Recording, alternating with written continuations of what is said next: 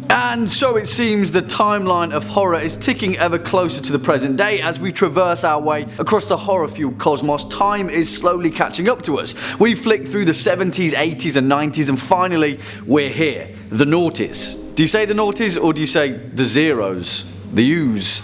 The 2000s? No one really knows, but whatever. It was an interesting decade to say the least, a tumultuous time where post 9/11 the tragedy of the decade was underpinned in every facet of life, and the zeitgeist of the time had a terrifying impact on horror. The 2000s were the year of global horror, pandemics, the zombie apocalypse, the plague, mass hysteria, but it was also the year that torture porn became a thing, which wasn't exactly great. Despite that though, there were some truly groundbreaking horror movies, so let's take a look. Hello horror fans, what's going on, and welcome back to the Scariest channel on YouTube, top 5 scary videos. As per usual, I'll be your horror host Jack Finch, as today we curiously take a look at the top 5 scariest horror movies from the noughties. Roll the clip.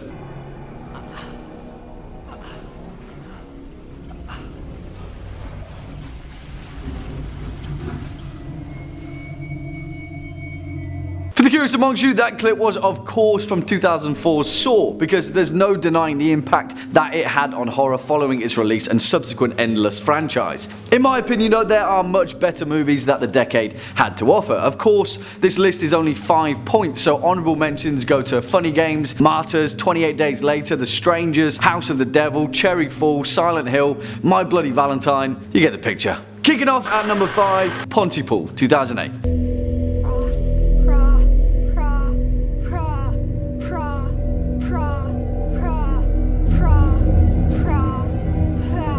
I love this film, and perhaps you should too, because the decade of the 2000s was about doing things differently, and the fact of the matter is, there hasn't been a film quite like Pontypool since its release back in 2008. In many ways for horror, the 2000s were about capturing an entirely new sense of dread, mass media and the effect that it has on us all, as both a society and an individual. Pontypool checks all of those boxes, and it still manages to do that with essentially nothing at all. Directed by Bruce McDonald with a screenplay by Tony Burgess, adapted from his novel Pontypool Changes Everything, it tells the tale of Grant Massey, a local shock jockey radio host in the small town of Pontypool, Ontario, who bears witness to a horrifying global event whilst live on the air. From the off, we're given a simple formula as we frantically try and figure out exactly how Pontypool is set about to deliver the horror, but the whole film is underpinned by an earth-shattering performance from Stephen McHattie as Grant Massey, reminiscent of Orson Welles' infamous War of the Worlds radio broadcast, and he effortlessly carries the film through an onslaught of linguistic zombification. In an era of hashed out apocalyptic events, Pontypool somehow still managed to be frightfully original, and if you haven't already seen it, it's a worthy horror experience for any true horror fan, and marks itself as one of the best of the decade. Next up at number 4, The Devil's Backbone, 2001.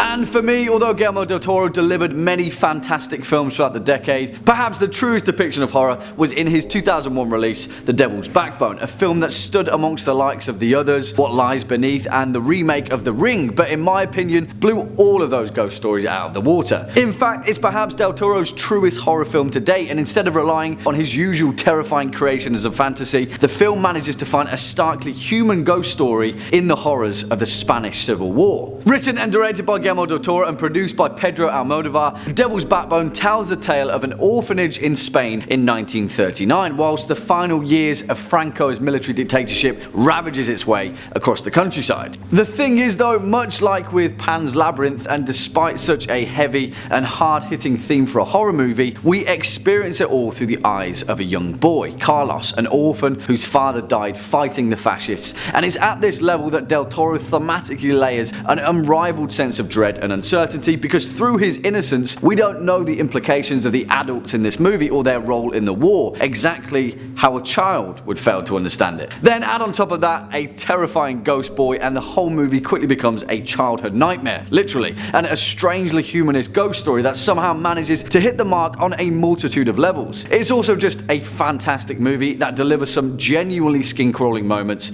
and it's a must-see. Swinging in at number 3, Session 9, 2001. We got presents. Mary got a pretty china doll, and Peter got a big old knife.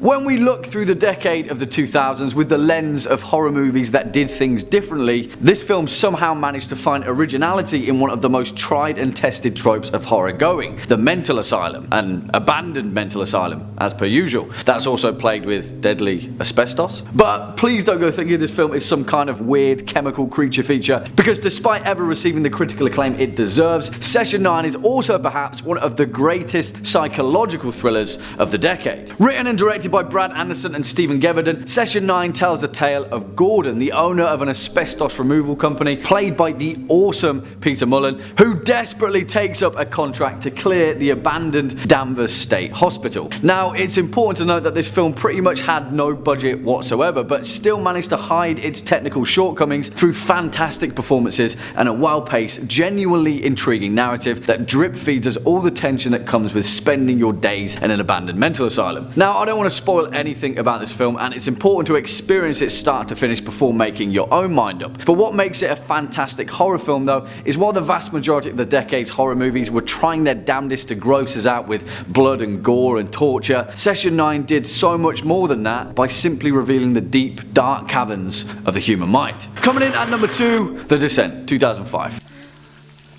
Dead animals. Hundreds of them. This is not good, guys. Can we get out of here? Which way? Now, this film has probably made more of my list than any other film, but I just can't make a video on the best horror movies of the 2000s without rightly mentioning 2005's The Descent, because there's no denying the fact it's one of the most genuinely terrifying horror experiences of the decade. And the thing is, much like how many of the entries on this list are wholeheartedly original, The Descent doesn't exactly do anything new, but what it does do, it manages to execute to near perfection. In one of my previous lists, I made the comparison that The Descent is to caves as Jaws is to sharks, and whilst that may sound like high praise, I think it's actually pretty spot on, and I still don't plan on going spelunking anytime soon. Written and directed by Neil Marshall, the man responsible for 2002's Dog Soldiers, which also deserves an honourable mention, The Descent has a relatively straightforward plot. A group of thrill-seeking friends go spelunking in an unexplored Appalachian cave system, and then, of course, a horror onslaught ensues. This film isn't about narrative at all though, it's about execution. It's a demonstration of how horror doesn't always need to rely on demonic possession and ghostly hauntings to deliver the tension, because Marshall manages to do that with a set of night vision goggles and tight camera angles. Honestly, I could go on and on about how good The Descent is, but just watch it because Neil Marshall can demonstrate that without saying a word. And finally, coming in at number 1 spot, Wreck, 2007.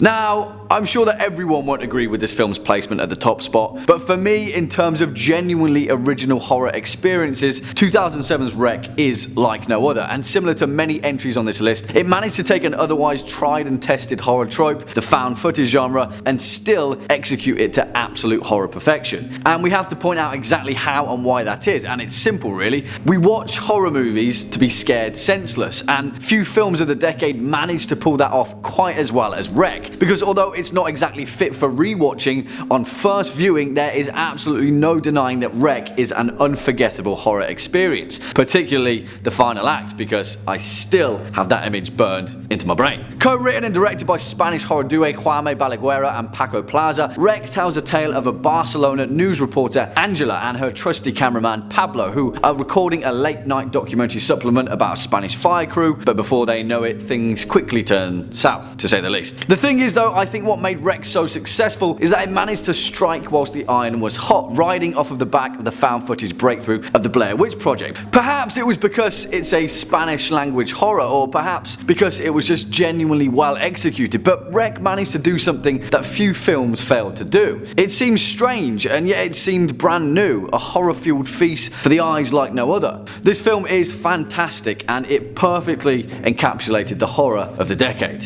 Wreck. Well, there we have it. it, our list for the top 5 scariest horror movies from the 2000s, noughties, I don't know. What do you guys think? I think there'll be many other interpretations, so why don't you let us know your top 5 list down in the comment sections below. Before we depart from today's video though, let's take a quick look at some of your more resounding remarks from over the past few days. Craig Semple says, "You dress like my granddad." Well, in that case, Craig Semple, your granddad must be an incredibly stylish fellow. Cheers for the compliment. On that note, horror fans, unfortunately that's all we've got time for in today's video. Cheers for sticking around all the way until the end. If you were a fan of this video or just top 5 scary videos in general, then please be a dear and hit that thumbs up button as well as that subscribe bell, and I'll be seeing you in the next one. As per usual, I've been your horror host Jack Finch. You've been watching top 5 scary videos, and until next time, you take it easy.